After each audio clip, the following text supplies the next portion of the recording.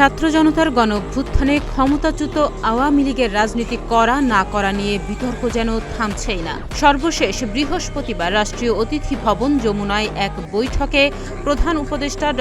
মোহাম্মদ ইউনূস জানিয়েছেন, অন্তর্বর্তী সরকারের আওয়ামী লীগকে নিষিদ্ধ করার ব্যাপারে কোনো পরিকল্পনা নেই। প্রধান উপদেষ্টার এমন বক্তব্যে নতুন করে দেখা দিয়েছে বিতর্ক, উত্তপ্ত হচ্ছে রাজনীতির মাঠ।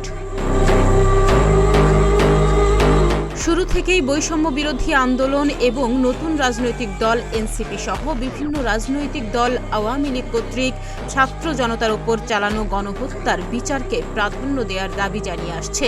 গণহত্যার অভিযোগে দলটির রাজনীতিও নিষিদ্ধের দাবি জানাচ্ছে তারা। তবে শুক্রবার এক জরুরি সংবাদ সম্মেলনে দল হিসেবে আওয়ামী লীগকে নিষিদ্ধ ও জুলাই আগস্ট আন্দোলন চলাকালে গণহত্যার বিচারের দাবি জানিয়েছে এনসিপি। এদিকে গণহত্যার দায়ে আওয়ামী লীগের রাজনীতি নিষিদ্ধের দাবিতে ঢাকা বিশ্ববিদ্যালয়ে বৃহস্পতিবার মধ্যরাতে বিক্ষোভ করেন শিক্ষার্থীরা। তারা হুঁশিয়ারি দিয়ে বলেন, আওয়ামী লীগকে নিষিদ্ধের আগে কোনো নির্বাচন হবে না। আওয়ামী লীগ নিষিদ্ধের বিষয়ে প্রধান উপদেষ্টা যে বক্তব্য দিয়েছেন তা প্রত্যাহার করতে হবে।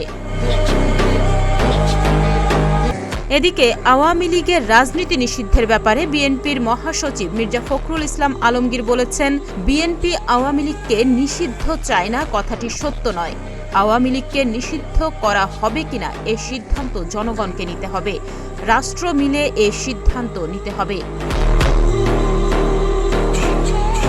বিএনপির স্থায়ী কমিটির সদস্য মির্জা আব্বাস বলেছেন, আমরা আওয়ামী লীগের দলীয় ও আওয়ামী লীগের নেতৃবৃন্দের বিচার দাবি করছি অবিলম্বে। দলীয় বিচারের মাধ্যমে দোষী সাব্যস্ত হলে আওয়ামী লীগকে নিষিদ্ধ করা সম্ভব। অন্যদিকে বাংলাদেশ জামায়াতে ইসলামীর আমির ড. শফিকুর রহমান গতকাল নিজের ভেরিফাইড ফেসবুক পেজের এক পোস্টে আওয়ামী লীগের রাজনীতি প্রসঙ্গে লিখেছেন, আওয়ামী লীগের পুনর্বাসন জনগণ মেনে নেবে না। এছাড়াও তিনি লেখেন, আওয়ামী লীগের চ্যাপ্টার ৩৬ জুলাই ক্লোজ হয়ে গেছে, নতুন করে ওপেন করার কোনো অবকাশ নেই। তবে আওয়ামী লীগ প্রসঙ্গে এবি পার্টির চেয়ারম্যান মুজিবুর রহমান মঞ্জু বলেছেন, আওয়ামী লীগ অবশ্যই নির্বাচনে অংশ নিতে পারবে, তবে তার আগে তারা যাদের নৃশংসভাবে খুন করেছে সেই হাজার হাজার সন্তানহারা মায়েদের কোলে তাদের সন্তানদেরকে ফিরিয়ে দিতে হবে।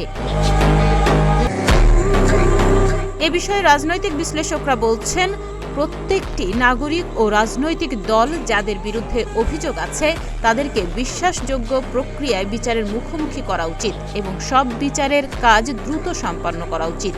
বিচারের ভিত্তিতে অভিযুক্ত ব্যক্তি বা দলের বিরুদ্ধে সিদ্ধান্ত নেওয়া উচিত। এদেশে আওয়ামী লীগের রাজনীতির ভবিষ্যৎ কি হবে তা আওয়ামী লীগকেই সিদ্ধান্ত নিতে হবে। তারা কিভাবে বিচারের মুখোমুখি হবে, কিভাবে ট্রাইব্যুনাল মোকাবেলা করবে, তার ওপর নির্ভর করবে তাদের রাজনীতি। এ বিষয়ে সরকারের নিজস্ব কোনো এজেন্ডা নেই। তাহমিয়া ইয়াসমিন, প্রতিদিনের বাংলাদেশ।